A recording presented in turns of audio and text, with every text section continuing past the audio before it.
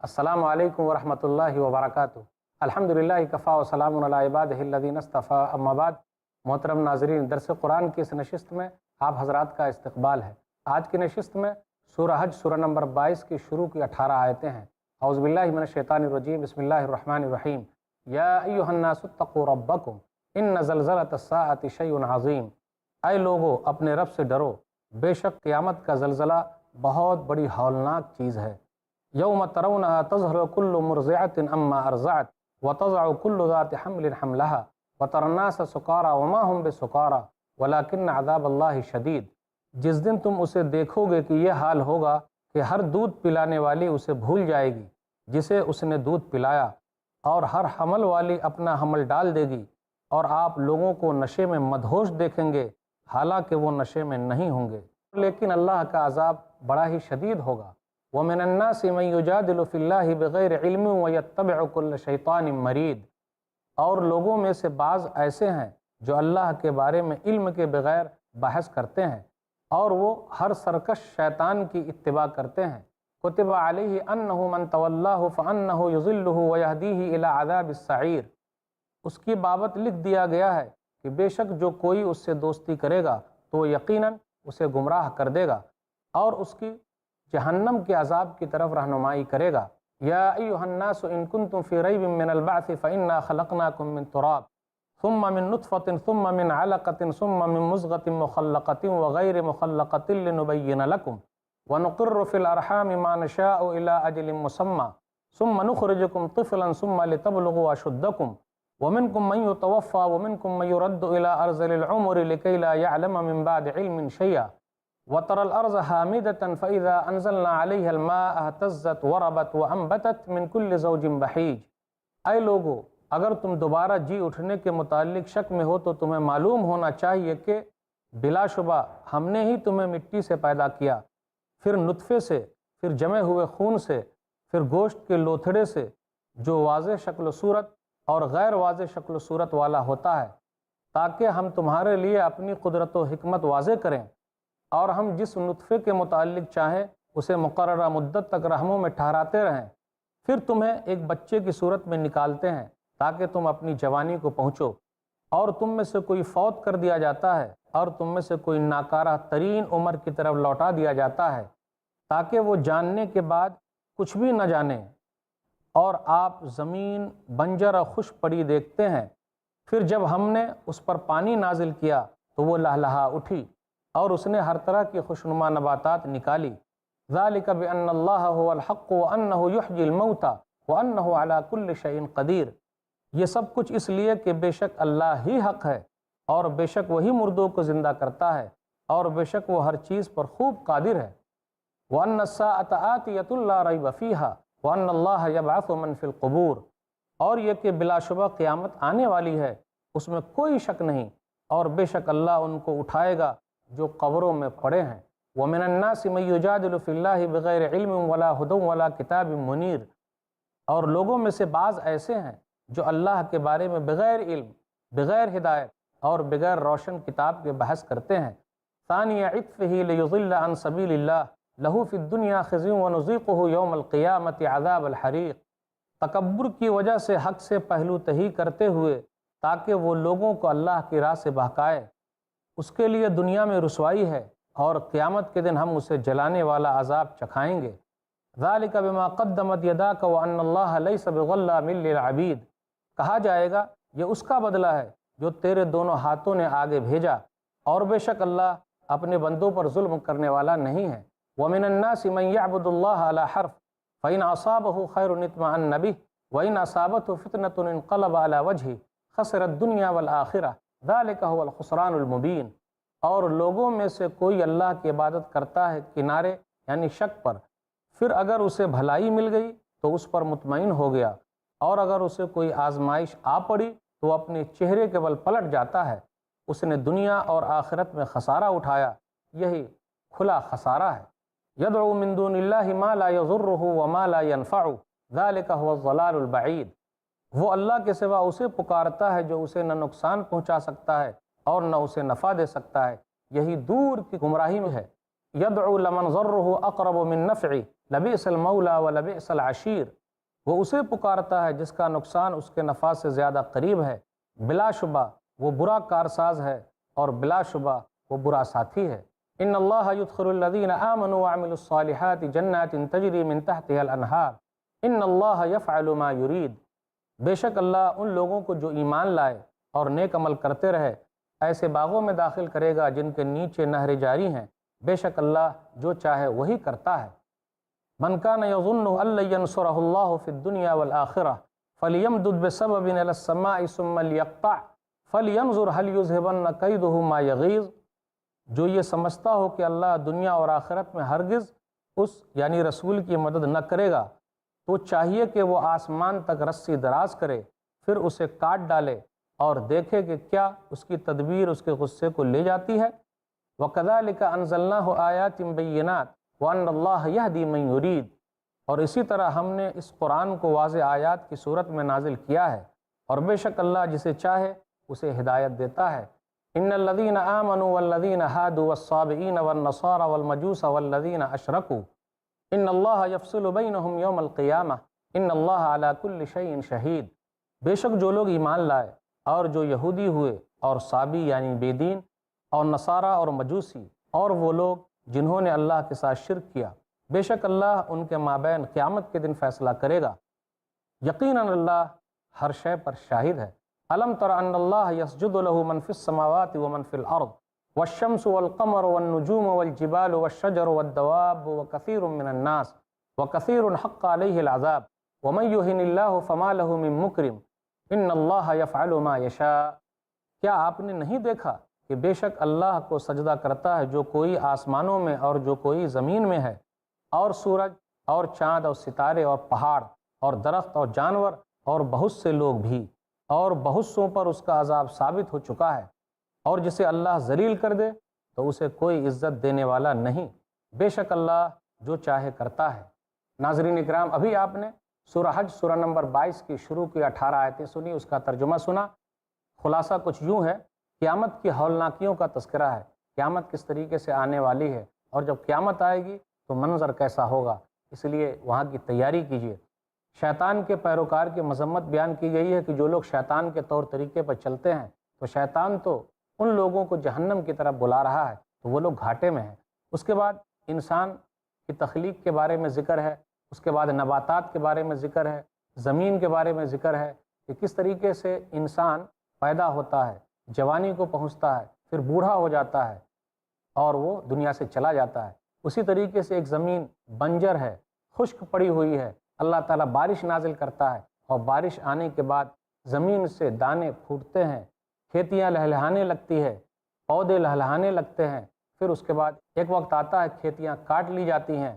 کس طریقے سے وہ کھیتی ختم ہو گئی، کس طریقے سے انسان ختم ہو گیا، تو اسی طریقے سے یہ دنیا ختم ہو جائے گی، اور قیامت کے دن اللہ تعالیٰ سب کو دوبارہ اٹھائے گا۔ تو اللہ تعالیٰ نے دو مثالیں بیان فرمائی، انسان کی تخلیق کے مراحل بیان فرمائے، پھر اس کے بعد نباتات کے مراحل بیان فرمائے کہ اللہ تعالیٰ نے زمین کو کس طریقے سے زندہ کیا، دوبارہ اللہ تعالیٰ تمام لوگوں کو اسی طریقے سے زندہ کرنے والا ہے۔ پھر اس کے بعد یہ ذکر ہوا کہ جو لوگ گمراہی میں پڑے ہوئے ہیں ان کا حال کیا ہے، ان کا گھاٹا ہونے والا ہے، وہ ہمیشہ گھاٹے میں رہیں گے۔ لوگوں کو چاہیے کہ وہ غور کرے، لوگ غور کیوں نہیں کرتے؟ کل قیامت کے دن اللہ تعالیٰ لوگوں کے درمیان فیصلہ کرے گا۔ آسمان و زمین میں جتنی بھی چیزیں ہیں اللہ کو سجدہ کر رہی ہیں، سورج، چاند، ستارے سب سجدے میں لگے ہوئے ہیں۔ پھر اس کے بعد یہ کہا گیا کہ اللہ جس کو ذلیل کر دے دنیا کی کوئی طاقت اسے عزت نہیں دے سکتی، تو اللہ تعالیٰ ہی ذلیل کرتا ہے، اللہ تعالیٰ ہی کسی کو عزت دیتا ہے، اور اللہ جو چاہے کرتا ہے۔ تو یہ 18 آیتوں کا مختصر سا خلاصہ تھا۔ اب آئیے ذرا تفصیل کے ساتھ ان چیزوں کو لیتے ہیں۔ سورہ حج سورہ نمبر 22، اس کے اندر 78 آیتیں ہیں۔ یہ سورہ مکی بھی ہے، کچھ لوگوں نے کہا مدنی بھی ہے۔ صحیح یہ ہے کہ کچھ آیتیں مکی ہے اور کچھ آیتیں مدنی ہیں۔ اس سورہ کے اندر 2 سجدے ہیں، پھر اسی طریقے سے پورے قرآن مجید کے اندر یہ بھی کہا گیا 15 سجدے ہیں، تو ہم یہ لیتے ہیں کہ پورے قرآن مجید میں 15 سجدے ہیں۔ 17ویں پارے میں 2 سجدے ہیں، یعنی سورہ حج سورہ نمبر 22 میں 2 سجدے ہیں۔ اسی طریقے سے 30ویں پارے میں بھی 2 سجدے ہیں۔ سورہ اعراف سورہ نمبر 7 آیت نمبر 206 9 پارے میں ہے، یہ آخری آیت ہے۔ ان الذین عند ربک لا یستکبرون عن عبادتہ ویسبحونہ ولہ یسجدون، یہاں پر ایک سجدہ ہے۔ اس کے بعد سجدہ نمبر 2 سورہ رات سورہ نمبر 13 آیت نمبر 15 13واں پارہ ہے وَلِلَّهِ يَسْجُدُ مَنْ فِي السَّمَاوَاتِ وَالْأَرْضِ طَاعًا وَكَرْهًا وَظِلَالُهُمْ بِالْغُدُوِّ وَالْآصَالِ، یہاں بھی سجدہ ہے۔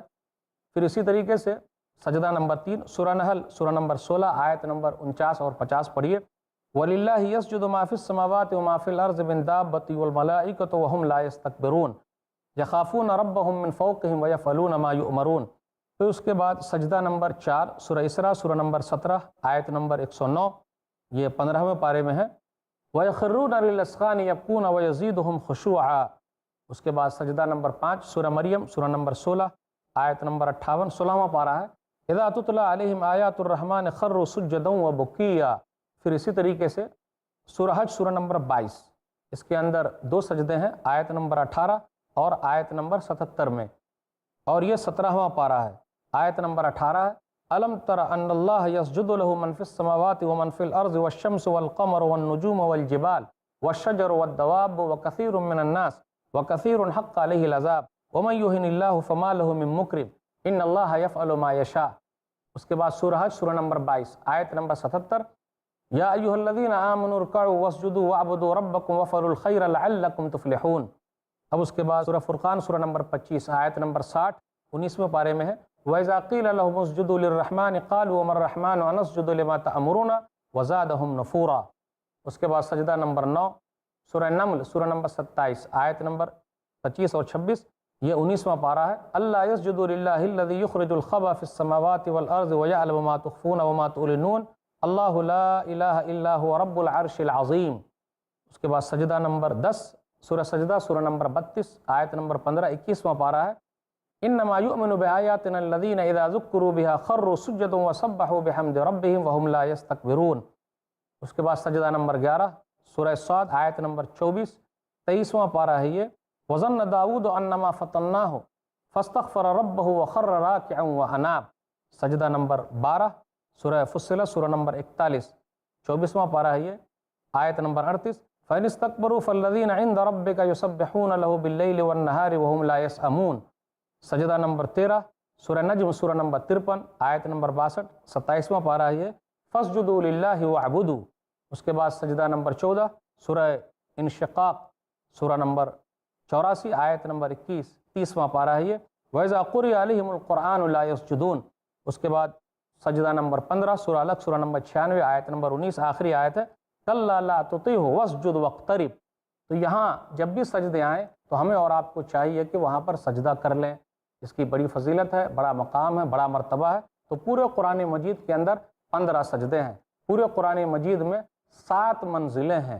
اب آئیے ذرا تفسیر کے اندر آئیں، تو آئیے سب سے پہلے آیت نمبر 1 اور 2 پر غور کریں۔ قیامت کے ہولناکیوں کا تذکرہ ہے یا ایھا الناس اتقوا ربکم ان زلزلۃ الساعۃ شیء عظیم۔ اے لوگو، یہاں تمام لوگوں سے خطاب کیا جا رہا، اپنے رب سے ڈرو، قیامت کا زلزلہ بہت سخت ہے، بڑی ہولناک چیز ہے۔ آپ غور کریں، لوگوں کو ڈرنے کے لیے کہا گیا ہے، اس لیے آدمی کو چاہیے کہ وہ آخرت کو یاد کر کے ڈرے۔ وہ آخرت کو یاد کرے گا، ڈرے گا، تو دنیا کے اندر وہ صحیح طریقے سے رہے گا، غلط کام نہیں کرے گا۔ چند اور آیتوں پر غور کریں، ڈرنے کے لیے کہا جا رہا ہے، اور قیامت کے جھٹکے کے بارے میں ذکر ہے۔ سورہ زلزال سورہ نمبر 99 آیت نمبر 1 اور 2 پر غور کیجئے اذا زلزلت الارض زلزالها واخرجت الارض اثقالها۔ زمین پورے زور سے ہلا دی جائے گی اور زمین اپنے اندر کی بوجھ کو نکال کر پھینک دے گی۔ سورہ حاقہ سورہ نمبر 69 آیت نمبر 14 اور 15 پر غور کیجئے وحملت الارض والجبال فدکتا دکتا واحدہ فیومئذ وقعت الواقعہ۔ اور زمین اور پہاڑ دونوں اٹھائے جائیں گے، پس ایک بار کی چوٹ سے دونوں کوٹ کوٹ کر ریزہ ریزہ کر دیے جائیں گے، اور اس روز واقع ہونے والی واقع ہو جائے گی۔ تو یہ قیامت کا جھٹکا ہے، قیامت آنے والی ہے۔ سورہ واقعہ سورہ نمبر 76 آیت نمبر 4 اور 5 پر غور کیجئے اذا رجت الارض رجا وبست الجبال بسا۔ جب زمین بھونچال سے نہایت بری طریقے سے ہلا دی جائے گی، اور جب زمین کے اندر زلزلہ آ جائے گا اور زمین بری طریقے سے ہلا دی جائے گی، اور پہاڑ توڑ پھوڑ کر ریزہ ریزہ کر دیے جائیں گے، پہاڑ کو توڑ دیا جائے گا، زمین کے اندر زلزلہ آ جائے گا، زمین اپنی جگہ سے ختم ہو جائے گی، ہل جائے گی۔ تو غور کرنا ہے یہ زلزلہ کب ہوگا؟ جب زلزلہ آئے گا، زمین پھٹ جائے گی، پہاڑ ختم کر دیے جائیں گے، تو دنیا ختم ہو جائے گی، دنیا فنا ہو جائے گی، یہ زلزلہ اس وقت آئے گا جب لوگ قبروں سے اٹھیں گے اور میدان محشر کی طرف لوگ جمع ہو رہے ہوں گے، تو اس وقت زلزلہ آئے گا، بہت جھٹکا ہوگا، بڑی تیزی ہوگی، اس لیے لوگوں سے ڈرنے کے لیے کہا جاتا ہے۔ اب آئیے آگے غور کریں، آیت نمبر 3 اور 4 پر شیطان کے پیروکار کی مذمت بیان کی گئی ہے۔ جو لوگ شیطان کے طور طریقے پر چل رہے ہیں، شیطان انہیں گمراہ کر کے رکھا ہے، وہ جہنم کی طرف بلا رہا ہے۔ شیطان خود جہنمی ہے اور اپنے چیلے چپاٹے کو بھی جہنم میں لے جائے گا، اس لیے لوگوں سے کہا گیا کہ وہ شیطان کی بات نہ مانے، شیطان کے طور طریقے پر نہ چلے، صحیح راستے کو چنیں، حق کے راستے کو چنیں، کیونکہ یہی راستہ جنت کا راستہ ہے۔ اس کے بعد آیت نمبر 5 سے 7 کے درمیان غور کیجئے، انسان کیسے پیدا ہوا ہے اس پر غور کرنے کے لیے کہا گیا ہے۔ جب انسان اپنی پیدائش پر غور کر لے گا تو اسے یقین ہو جائے گا کہ دنیا ختم ہو جائے گی، جس طریقے سے انسان ختم ہو جاتا ہے، اور دنیا جب ختم ہوگی تو وہاں دوسری دنیا آنے والی ہے۔ ہر چیز کا جوڑا جوڑا اللہ نے پیدا کیا ہے۔ انسان کا جوڑا ہے، مرد ہے، عورت ہے، آسمان ہے، زمین ہے، اچھائی ہے، برائی ہے، رات دن ہے، تو یہ جوڑے جوڑے اللہ نے پیدا کیے۔ اسی طریقے سے دنیا ہے، اس کا جوڑا جو ہے وہ آخرت ہے، یعنی آخری زندگی، آخری دن آنے والا ہے، اور قیامت کا دن آنے والا ہے جس دن اللہ تعالیٰ لوگوں کا حساب و کتاب لے گا۔ مالک یوم الدین، اللہ تعالیٰ بدلے کے دن کا مالک ہے، اور سب کو اللہ تعالیٰ برابر برابر دے گا، جس نے جیسا کیا ہے وہ وہاں جا کے ویسا ہی پائے گا۔ تو انسان کو غور کرنے کے لیے کہا گیا ہے کہ وہ اپنی پیدائش پر غور کرے۔ تو اللہ تعالیٰ فرماتے ہیں، یا ایھا الناس ان کنتم فی ریب من البعث، اے لوگو کیا تم لوگ قیامت کے بارے میں شک میں ہو؟ غور کرو۔ فإنا خلقناکم من تراب ثم من نطفة ثم من علقة ثم من مضغة مخلقة فإنا خلقناکم من تراب ثم من نطفة ثم من علقة ثم من مضغة مخلقة وغیر مخلقة لنبین لکم، بے شک ہم نے تم لوگوں کو مٹی سے پیدا کیا، یعنی آدم علیہ السلام کو، پھر نطفے سے، پھر اس کے بعد جمع ہوا خون بنا، لوتھڑا بنا، گوشت بنایا اللہ تعالیٰ نے، پھر اس کے بعد انسان کو اللہ نے پیدا کیا۔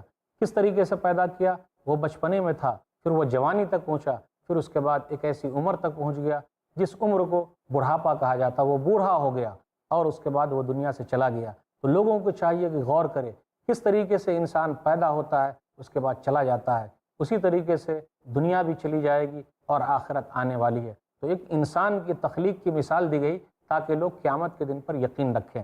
دوسری مثال یہ دی جا رہی ہے، لوگوں کو چاہیے کہ وہ زمین پر غور کرے۔ وَتَرَى الْأَرْضَ حَامِدَةً، لوگوں کو چاہیے کہ وہ زمین پر غور کرے کہ زمین کس طریقے سے بنجر ہے، پڑی ہوئی زمین ہے، کسی کام کے لائق نہیں ہے۔ پھر اللہ تعالیٰ بارش نازل کرتا ہے تو وہ کھیتیاں لہلہانے لگتی ہے، بارش کی وجہ سے زمین کام کے لائق ہو جاتی ہے، اور زمین کے اندر پیداوار اگتے ہیں، نباتات اگتے ہیں، کھیتیاں اگتی ہے، پھر دوبارہ وہ کھیتی ختم ہو جاتی ہے۔ تو گویا کہ ہر چیز کو ختم ہونا ہے، انسان کو بھی ختم ہو جانا ہے، تو دنیا کو بھی ختم ہونا ہے۔ لوگوں کو چاہیے کہ وہ اپنی تخلیق پر غور کرے۔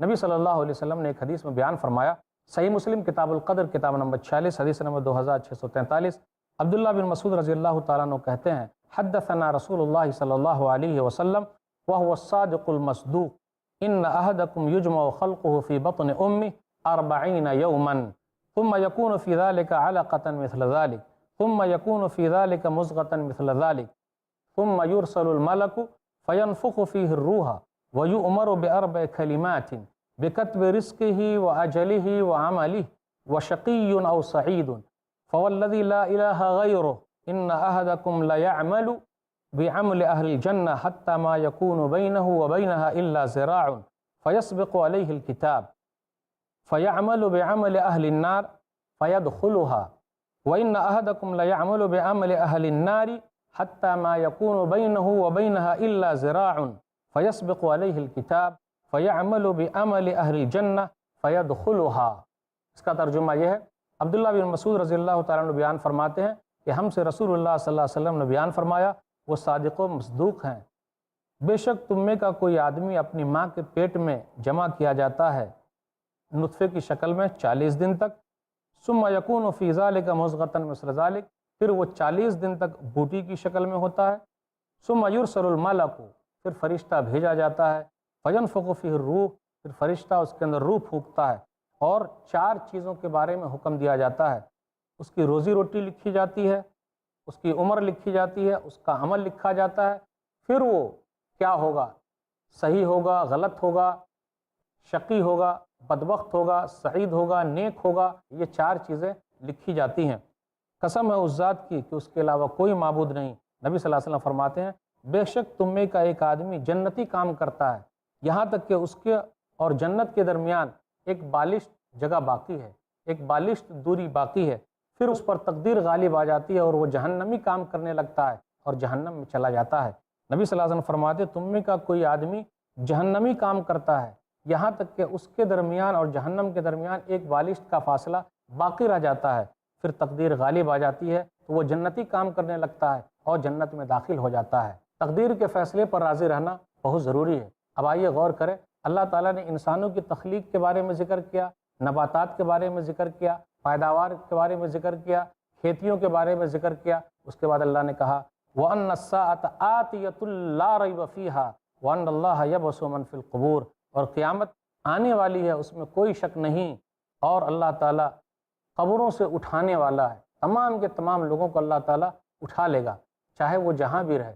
یہاں قبر کا لفظ استعمال ہوا ہے، چاہے آدمی کو جلا دیا جائے، چاہے آدمی کو پانی میں ڈبو دیا جائے، چاہے آدمی کو بھیڑیا کھا جائے، شیر کھا جائیں، جانور کھا جائیں، اس کے باوجود بھی اللہ تعالیٰ تمام کے تمام لوگوں کو قیامت کے دن زندہ کرے گا، اٹھائے گا۔ اللہ نے دنیا میں مثال دے دی کس طریقے سے وہ کھیتیوں کو اٹھاتا ہے، زمین کو کام کے لائق کر دیتا ہے۔ کل قیامت کے دن اللہ تعالیٰ سب کو اٹھانے والا ہے، اس لیے یہ مثال دینے کے بعد کہا گیا قیامت کے بارے میں کوئی شک نہیں۔ آپ غور کیجیے آیت نمبر 8 سے 10 کے درمیان گمراہوں کے سرداروں کا کیا حال ہوگا۔ وہ لوگ اللہ تعالیٰ کے بارے میں بغیر کسی علم کے جھگڑ رہے ہیں، بغیر کسی ہدایت کے جھگڑ رہے ہیں۔ یہ منع کیا گیا ہے، پہلے لوگوں کو چاہیے کہ علم حاصل کرے، لوگوں کو چاہیے کہ جانکاری لے، سیدھے راستے پر آئے، تو اس میں ان کا فائدہ، بغیر علم کے بحث کرنا صحیح نہیں۔ وَلَا تَقْفُ مَا لَيْسَ لَكَ بِهِ علم، سورہ اسراء سورہ نمبر 17 آیت نمبر 36، کہ جس چیز کے بارے میں علم نہیں ہے مت بولو۔ ان السمع والبصر والفؤاد کل اولئک کان عنہ مسئولا، کیونکہ کان، آنکھ، دل سب سے کل قیامت کے دن پوچھا جانے والا ہے۔ آیت نمبر 11 سے 13 کے درمیان غور کیجئے، کنارے پر کھڑے ہو کر عبادت کرنے والے، اس کا تذکرہ ہو رہا ہے۔ وَمِنَ النَّاسِ مَن يَعْبُدُ اللَّهَ عَلَىٰ حَرْفٍ، وہ لوگ جو شک پر اللہ تعالیٰ کی عبادت کرتے ہیں۔ منافقوں کا تذکرہ ہے کہ جب اچھائی ملتی ہے تو کام کرتے ہیں، جب برے دن آ جاتے ہیں تو وہ لوگ گھبرا جاتے ہیں۔ تو مومن آدمی آزمائش کے بعد نکھر جاتا ہے، منافق آدمی آزمائش کے بعد بکھر جاتا ہے، ٹوٹ جاتا ہے، اور ان لوگوں کا گھاٹا ہی گھاٹا ہے، دنیا میں بھی گھاٹا ہے اور آخرت میں بھی گھاٹا ہے۔ پھر آگے ذکر ہوا کل قیامت کے دن اللہ تعالیٰ لوگوں کے درمیان فیصلہ کرے گا، اور فیصلہ اسی پر ہوگا کہ آخری نبی محمد صلی اللہ علیہ وسلم آ گئے، جن لوگوں نے مانا ان کا فائدہ، جن لوگوں نے نہیں مانا تو ان کا نقصان ہے۔ پھر آگے غور کیجیے آیت نمبر 18 میں لگ بھگ 9 چیزوں کا تذکرہ ہے۔ یہ سب چیزیں اللہ کے لیے سجدہ کر رہی ہیں۔ آسمان والے اللہ کو سجدہ کر رہے ہیں، زمین والے اللہ کو سجدہ کر رہے ہیں، جو آسمانوں میں ہیں اللہ کو سجدہ کر رہے ہیں، جو زمین میں ہے اللہ کو سجدہ کر رہے ہیں، سورج، چاند، ستارے، پھر اسی طرح پہاڑ، درخت اور جانور اور بہت سارے لوگ بھی اللہ تعالیٰ کو سجدہ کرتے ہیں۔ پھر آگے کہا گیا وَمَن يُهِنِ اللَّهُ فَمَا لَهُ مِن مُكْرِمٍ، اللہ جس کو ذلیل کر دے اسے کوئی عزت نہیں دے سکتا۔ عزت دینے والا اللہ، ذلیل کرنے والا اللہ۔ آپ دیکھتے ہیں بہت سارے لوگ ایسے ہیں جو گھوٹالے کرتے ہیں تو اللہ تعالیٰ ان کو ذلیل کر دیتا ہے۔ پہلے وہ عزت والے تھے لیکن اللہ تعالیٰ نے برائیوں کی وجہ سے ان لوگوں کو ذلیل کر دیا۔ تو اللہ ہی ذلیل کرتا ہے، اللہ ہی عزت دیتا ہے، اللہ ہی کسی کے مقام و مرتبے کو اٹھاتا ہے اور اللہ ہی کسی کے مقام و مرتبے کو گرا دیتا ہے۔ سورہ ال عمران سورہ نمبر 3 آیت نمبر 26، قُلِ اللَّهُمَّ مَالِكَ الْمُلْكِ تُؤْتِي الْمُلْكَ مَن تَشَاءُ وَتَنزِعُ الْمُلْكَ مِمَّن تَشَاءُ وَتُعِزُّ مَن تَشَاءُ وَتُذِلُّ مَن تَشَاءُ بِيَدِكَ الْخَيْرُ إِنَّكَ عَلَىٰ كُلِّ شَيْءٍ قَدِيرٌ۔ کہہ دیجئے اللہ بادشاہوں کا بادشاہ، جس کو چاہے ملک دے دے، جس سے چاہے ملک چھین لے، جس کو چاہے عزت دے، جس کو چاہے ذلیل کر دے، ساری بھلائی تیرے ہی ہاتھ میں، تو ہر چیز پر قادر ہے۔ ہذان خصمان اختصموا فی ربہم فالذین کفروا قطعت لهم ثیاب من نار یصب من فوق رؤوسہم الحمیم۔ یہ 2 جھگڑنے والے گروہ ہیں جنہوں نے اپنے رب کے بارے میں جھگڑا کیا، چنانچہ جن لوگوں نے کفر کیا ان کے لیے آگ کے کپڑے کاٹے جائیں گے اور ان کے سروں کے اوپر سے کھولتا ہوا پانی اڈیل دیا جائے گا۔ یسحر بہ ما فی بطونہم والجلود، اس سے وہ سب کچھ گل جائے گا جو ان کے پیٹوں میں ہے اور ان کی کھالیں بھی۔ وَلَهُم مَقَامِعُ مِنْ حَدِيدٍ، اور ان کو مارنے کے لیے لوہے کے ہتھوڑے ہوں گے۔ كُلَّمَا أَرَادُوا أَن يَخْرُجُوا مِنْهَا مِنْ غَمٍّ أُعِيدُوا فِيهَا وَذُوقُوا عَذَابَ الْحَرِيقِ، اور جب بھی وہ مارے غم کے اس سے باہر نکلنے کا ارادہ کریں گے اسی میں لوٹا دیے جائیں گے، اور کہا جائے گا بے شک جلانے والا عذاب چکھو۔ ان اللہ يدخل الذین آمنوا وعملوا الصالحات جنات تجری من تحتها الانہار یحلون فیہا من اساور من ذہب ولؤلؤا ولباسهم فیہا حریر۔ جو لوگ ایمان لائے اور نیک عمل کرتے رہے، بے شک اللہ ان کو ایسے باغوں میں داخل کرے گا جن کے نیچے نہریں جاری ہیں، وہاں انہیں سونے کے کنگن اور موتی پہنائے جائیں گے، اور وہاں ان کا لباس ریشم کا ہوگا۔ وہدوا الی الطیب من القول وہدوا الی صراط الحمید۔ اور دنیا میں انہیں پاکیزہ بات یعنی توحید کی ہدایت دی گئی اور قابل تعریف اللہ کی راہ دکھائی گئی۔ ان الذین کفروا ویصدون عن سبیل اللہ والمسجد الحرام الذی جعلناہ للناس سواء العاکف فیہ والباد ومن یرد فیہ بالحاد بظلم نذقہ من عذاب علیم۔ بے شک جن لوگوں نے کفر کیا اور وہ لوگوں کو اللہ کی راہ و مسجد حرام سے روکتے ہیں جسے ہم نے سب لوگوں کے لیے بنایا ہے، اس میں مقیم اور بادیہ نشین یعنی باہر سے آنے والے برابر ہیں، اور جو اس میں ظلم کے ساتھ کجروی کا ارادہ کرے ہم اسے نہایت ہی دردناک عذاب چکھائیں گے۔ وَإِذْ بَوَّأْنَا لِإِبْرَاهِيمَ مَكَانَ الْبَيْتِ أَلَّا تُشْرِكْ بِي شَيْئًا وَطَهِّرْ بَيْتِيَ لِلطَّائِفِينَ وَالْقَائِمِينَ وَالرُّكَّعِ السُّجُودِ۔ اور یاد کریں جب ہم نے ابراہیم کے لیے بیت اللہ کی جگہ مقرر کر دی اور اسے حکم دیا گیا کہ تم میرے ساتھ کسی شے کو شریک نہ کرو، اور طواف کرنے والوں اور قیام کرنے والوں اور رکوع کرنے والوں کے لیے میرا گھر پاک رکھو۔ وَأَذِّن فِي النَّاسِ بِالْحَجِّ يَأْتُوكَ رِجَالًا وَعَلَىٰ كُلِّ ضَامِرٍ يَأْتِينَ مِن كُلِّ فَجٍّ عَمِيقٍ۔ اور لوگوں میں حج کا اعلان کر دیں، وہ تیرے پاس پیدل چل کر اور ہر لاغر سواری پر سوار ہو کر آئیں گے جو ہر دور دراز راستے سے آئیں گے۔ لِيَشْهَدُوا مَنَافِعَ لَهُمْ وَيَذْكُرُوا اسْمَ اللَّهِ فِي أَيَّامٍ مَّعْلُومَاتٍ عَلَىٰ مَا رَزَقَهُم مِّن بَهِيمَةِ الْأَنْعَامِ فَكُلُوا مِنْهَا وَأَطْعِمُوا الْبَائِسَ الْفَقِيرَ، تاکہ وہ اپنے منافع کے لیے حاضر ہوں اور معلوم ایام میں ذبح کرتے وقت ان چوپائے مویشیوں پر اللہ کا نام ذکر کریں جو اللہ نے انہیں دیے ہیں، پھر تم ان کا گوشت کھاؤ اور ہر لاچار فاقہ کش فقیر کو کھلاؤ۔ ثم ليقضوا تفثهم وليوفوا نذورهم وليطوفوا بالبيت العتیق۔ پھر چاہیے کہ وہ اپنا میل کچیل دور کریں، اور چاہیے کہ اپنی نظریں پوری کریں، اور چاہیے کہ قدیم گھر یعنی بیت اللہ کا طواف کریں۔ ذالک ومن يعظم حرمات اللہ فهو خیر له عند ربہ وأحلت لكم الانعام الا ما يتلى علیکم فاجتنبوا الرجس من الاوثان واجتنبوا قول الزور۔ یہی حکم ہے، اور جو شخص اللہ کی حرمتوں کی تعظیم کرے تو یہ اس کے رب کے یہاں اس کے لیے بہت بہتر ہے، اور تمہارے لیے چوپائے حلال کیے گئے ہیں سوائے ان کے جو تم پر پڑھے جا چکے ہیں، لہٰذا تم بتوں کی گندگی سے بچو اور جھوٹی بات سے بھی بچو۔ حنفاء للہ غیر مشرکین بہ ومن یشرک باللہ فکأنما خر من السماء فتخطفہ الطیر او تہوی بہ الریح فی مکان سحیق۔ اللہ کے لیے یکسو ہو جاؤ، نہ کہ اس کے ساتھ شرک کرنے والے، اور جو کوئی اللہ کے ساتھ شرک کرے تو گویا وہ آسمان سے گر پڑا، پھر اسے پرندے اچک لے جائیں یا ہوا کسی دور دراز جگہ لے جا پھینکے۔ ذالک ومن یعظم شعائر اللہ فإنہا من تقوی القلوب۔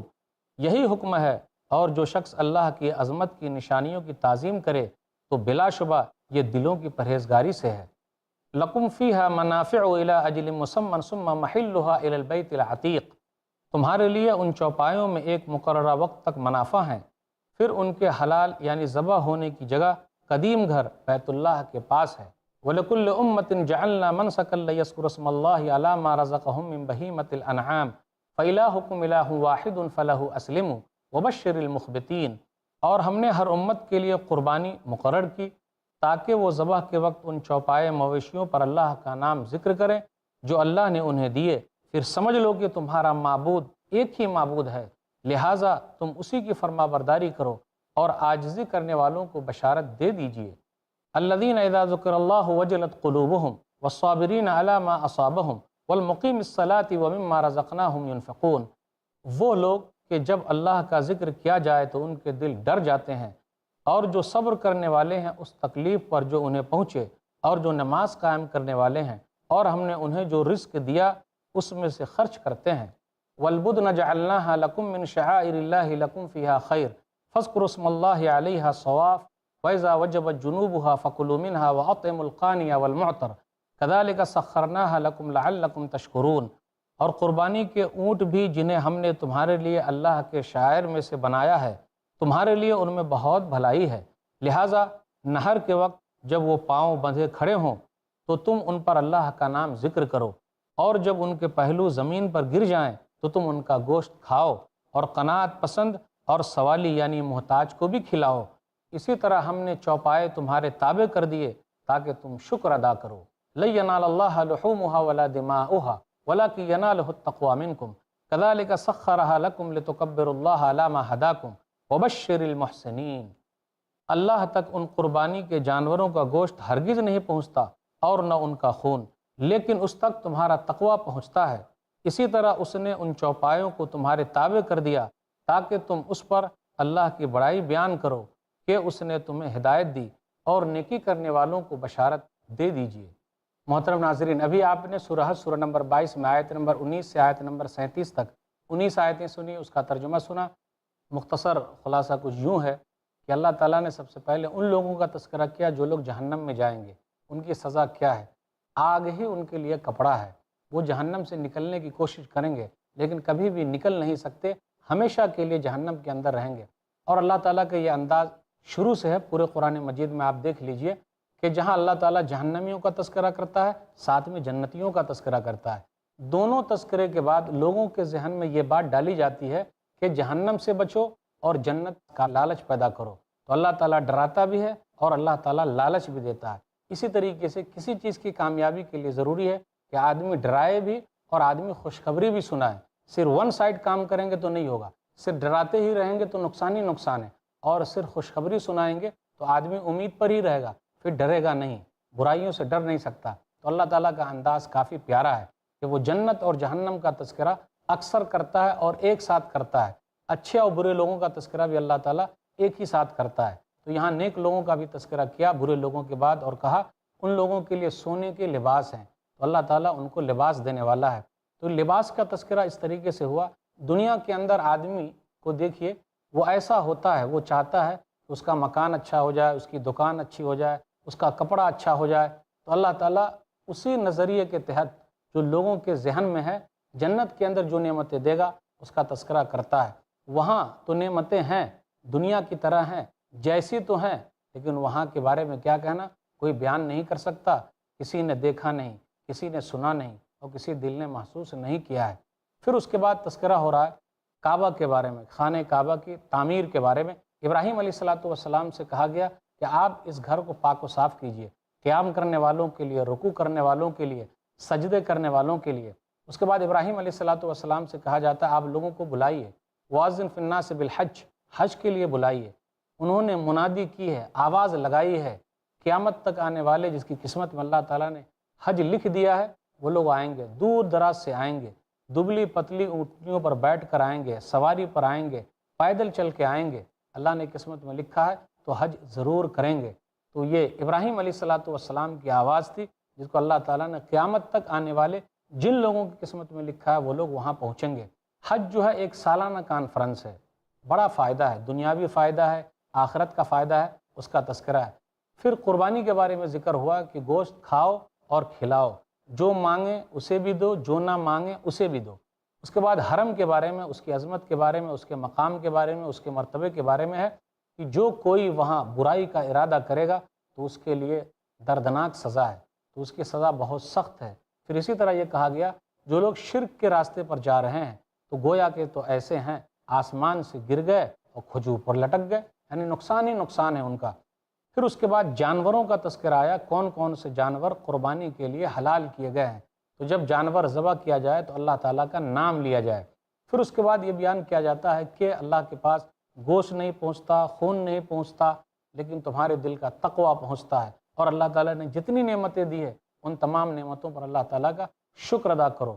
اور اللہ تعالیٰ نے یہ فرمایا کہ جو لوگ نیک کام کر رہے ہیں، نماز ادا کرتے، اللہ کے راستے میں خرچ کرتے، تو آپ ان کے لیے خوشخبری سنا دیجیے، یہی لوگ کامیاب ہونے والے ہیں۔ تو ناظرین اکرام، یہ مختصر سا خلاصہ تھا۔ اب ذرا تفصیل کے ساتھ ان آیتوں کو لیتے ہیں۔ آیت نمبر 19 سے 22 کے درمیان غور کیجیے۔ ھذان خصمان اختصموا فی ربہم، یہ دو جھگڑنے والے گروہ ہیں جنہوں نے اپنے رب کے بارے میں جھگڑا کیا۔ امام بخاری رحمۃ اللہ علیہ اس آیت کے تحت ایک حدیث بیان کرتے ہیں۔ صحیح بخاری کتاب التفسیر کتاب نمبر 65 حدیث نمبر 3965، انا اول من یجسو بین یدی الرحمن للخصومت یوم القیامہ۔ نبی صلی اللہ علیہ وسلم نے فرمایا، علی رضی اللہ تعالیٰ عنہ اس حدیث کے راوی ہیں، قیامت کے دن سب سے پہلے میں اللہ کے سامنے جھگڑے کے لیے کھڑا ہوں گا۔ قیس بیان کرتے ہیں، وفیہم انزلت ھذان خصمان اختصموا فی ربہم قال هم الذین تبارزوا یوم بدر حمزہ وعلی وعبیدہ بن الحارث وشیبہ بن ربیعہ وعتبہ بن ربیعہ والولید بن عتبہ۔ قیس انہی کے بارے میں کہتے ہیں کہ یہ آیت ان لوگوں کے بارے میں نازل ہوئی جنہوں نے بدر کے دن ایک دوسرے سے مقابلہ کیا۔ علی کے بارے میں حمزہ ہیں، عبید ہیں، شیبہ ہیں، عتبہ ہیں، ربیعہ ہیں، ولید بن عتبہ ہیں، ان لوگوں کے بارے میں نازل ہوئی۔ کچھ مسلمان ہیں، ان لوگوں کے بارے میں نازل ہوئی، کچھ غیر مسلم ہیں، ان لوگوں کے بارے میں نازل ہوئی، جیسے علی رضی اللہ تعالیٰ عنہ ہیں، حمزہ رضی اللہ تعالیٰ عنہ ہیں، تو ان لوگوں کے بارے میں نازل ہوئی، اور جو ان کے مقابل میں تھے ان لوگوں کے بارے میں نازل ہوئی ہے۔ تو امام بخاری رحمۃ اللہ علیہ اس آیت کے تحت اس حدیث کو بیان کرتے ہیں۔ اب آگے غور کیجئے کہ اس کے اندر یہ بیان کیا جا رہا، فَالَّذِينَ كَفَرُوا قُطِّعَتْ لَهُمْ ثِيَابٌ مِّن نَّارٍ، جن لوگوں نے کفر کیا تو آگ ہی ان کے لیے کپڑا ہے۔ جہنم میں جو لوگ جائیں گے، بچھونا بھی آگ کا، بسترا بھی آگ کا، کپڑا بھی آگ کا، ہر چیز آگ ہی آگ ہے، اوپر سے بھی آگ، نیچے سے بھی آگ، دائیں سے بھی آگ، بائیں سے بھی آگ۔ آپ غور کر لیجئے، آگ ہی کپڑا بن جائے تو انسان کی حالت کیا ہوگی؟ اور وہاں کی آگ، جہنم کی آگ دنیاوی آگ کے مقابلے میں 69 درجہ زیادہ ہے۔ آپ دنیاوی آگ کو لے لیجئے، آدمی کو ذرا سا آگ چھو جائے تو آدمی کی حالت پتلی ہو جائے، یہاں کی آگ ایسی ہے تو وہاں کی آگ کیسی ہوگی؟ آپ غور کر لیجئے، گرمی کے دنوں میں انسان کی حالت کیا ہوتی ہے، جبکہ جہنم سانس پھینکتی ہے، تو جہنم کے سانس پھینکنے میں یہ پاور ہے۔ آپ اپریل مئی کے مہینے میں غور کیجئے، دنیا میں کتنی گرم ہے وہ، اس لیے وہاں سے ڈرنا ہے، اس لیے تیاری کر لیجئے تاکہ وہاں جانا نہ پڑے۔ جو لوگ تیاری کر رہے ہیں وہ لوگ بڑے عقل مند ہیں۔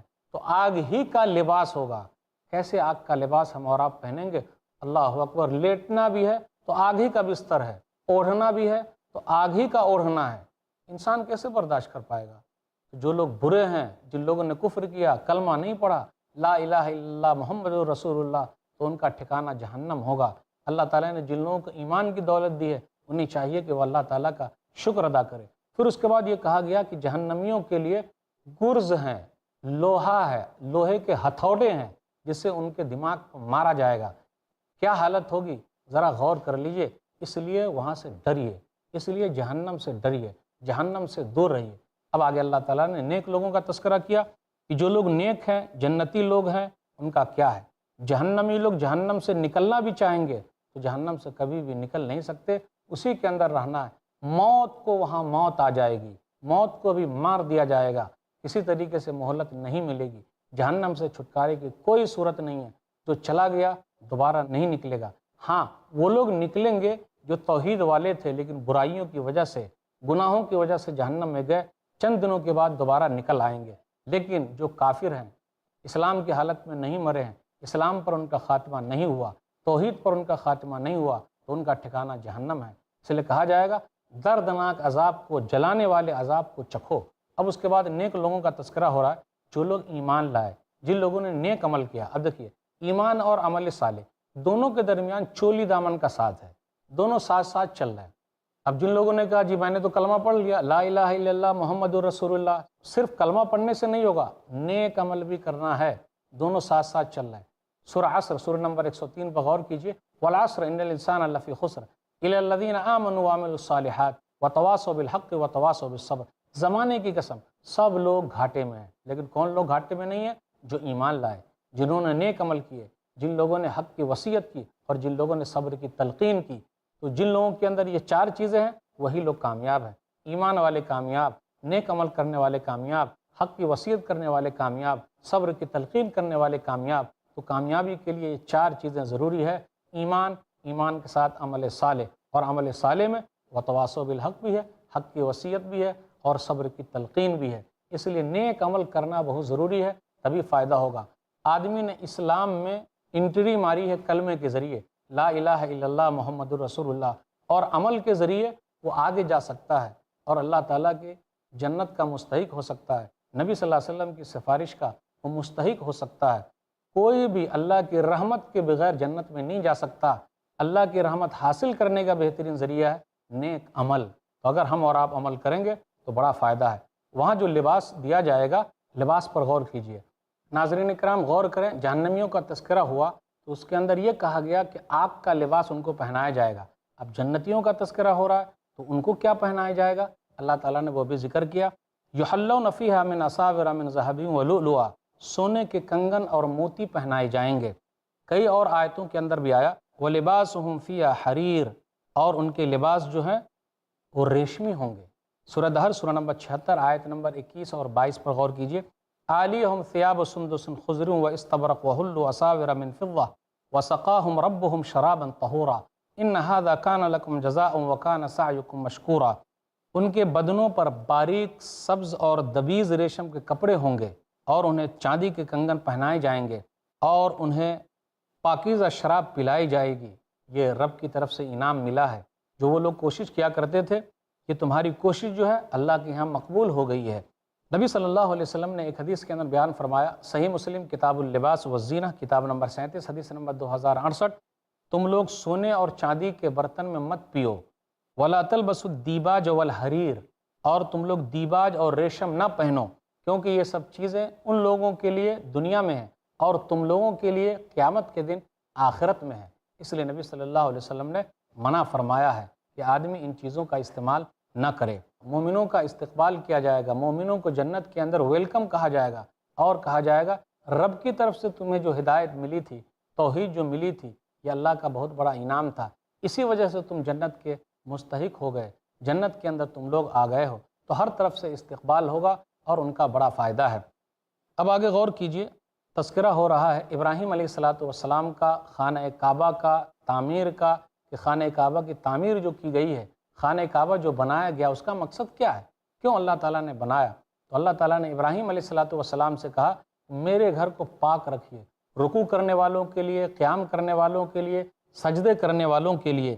تو یہ تذکرہ ہے خانہ کعبہ کا، یہ پہلا گھر ہے جو بنا ہے دنیا میں، اور اس کے اندر بہت ساری نشانی ہیں۔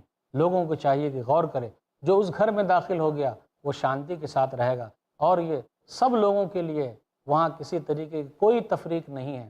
ہر آدمی وہاں داخل ہو اور اللہ تعالیٰ کو یاد کرے اور اللہ کے لیے سجدے کرے اور اللہ سے مانگے، اللہ ان کی مرادیں پوری کرے گا۔ تو جو کوئی خانہ کعبہ میں، مسجد حرام میں ایک وقت کی نماز پڑھے گا تو 1,00,000 نماز کے برابر ثواب پائے گا۔ مسجد نبوی میں جو کوئی نماز پڑھے گا تو 1,000 نماز کے برابر اس کو ثواب ملے گا۔ تو اس مسجد کا بڑا فائدہ ہے۔ ابراہیم علیہ السلام نے اس کو آباد کیا، بنایا، اور اس وقت سے لوگ آباد کر رہے ہیں اور اس کی تیاری میں لگے ہوئے، اور قیامت تک یہ سلسلہ چلتا رہے گا۔ تو ناظرین اکرام، خانہ کعبہ میں جو جائے وہ دیکھے، بڑی بڑی نشانیاں اس کو نظر آئے گی۔ وہاں جانے کے بعد پتہ چلے گا کہ ابراہیم علیہ السلام نے کتنی محنت کی ہے، ان کے بیٹے اسماعیل علیہ السلام نے کتنی محنت کی ہے، اور خانہ کعبہ القریٰ یعنی مکہ کے اندر ہے، اس کو اسماعیل کی ماں ہاجرہ نے آباد کیا ہے۔ گاؤں کی ماں کو اسماعیل کی ماں نے آباد کیا ہے۔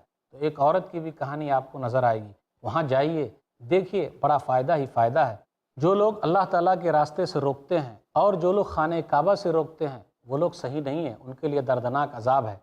وہاں حج کے موسم پر لوگ پہنچتے ہیں، لوگوں کو روکا بھی جاتا تھا پہلے، اور جہاں بھی روکا جائے گا تو وہ نقصان میں رہے گا۔ وہاں پہنچنے کے بعد لوگوں کو چاہیے کہ غور کریں، لِیَشْهَدُوا مَنَافِعَ لَهُمْ، تاکہ وہ لوگ وہاں حاضر ہو اور فائدے کی چیز دیکھیں۔ آپ دیکھیے، فائدہ دنیاوی فائدہ بھی ہے اور آخرت کا فائدہ بھی ہے۔ دنیاوی فائدہ کیا ہے؟ وہاں تجارت بھی آپ کر سکتے ہیں۔ دنیاوی فائدہ کیا؟ ایک سالانہ کانفرنس بھی ہے۔ دنیاوی فائدہ کیا ہے؟ بھئی اتحاد و اتفاق کا سب سے بہترین مظہر ہے جو وہاں نظر آتا ہے۔ پوری دنیا کے مسلمان وہاں جمع ہوتے ہیں اور سب کی زبان پر ایک ہی نعرہ ہے، لبیک اللہم لبیک، لبیک لا شریک لک لبیک، ان الحمد والنعمت لک والملک لا شریک لک۔